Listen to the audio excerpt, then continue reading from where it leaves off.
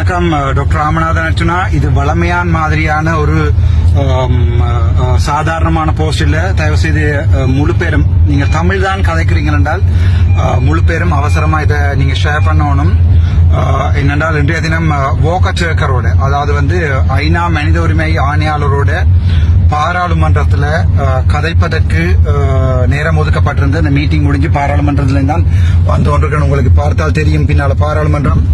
இன்றைய தினம் என்னை கதைக்க விடாமல் அந்த மீட்டிங்ல கதைக்கவே இயலாது என்று விமல் ரத்நாயக்க சொல்லிட்டார். ஆனால் ஸ்ரீதரன் ஐயா மட்டும்தான் கதைக்கலாம் என்று ஒரு சின்ன பேப்பர்ல எழுதி கொண்டு வந்து அவர் அதை வாசிச்ச முழங்கையில 5 நிமிடம் கதைச்சினான்.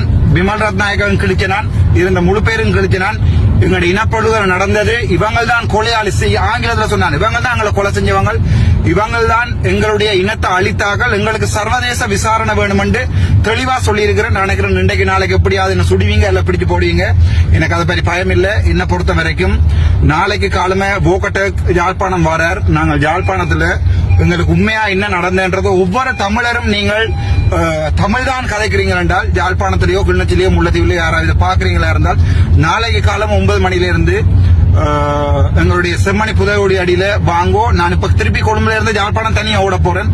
தயவு செய்து இந்த வீடியோ பயிரோணும். ஏனென்றால் இது திட்டமிட்ட ரீதியில சகல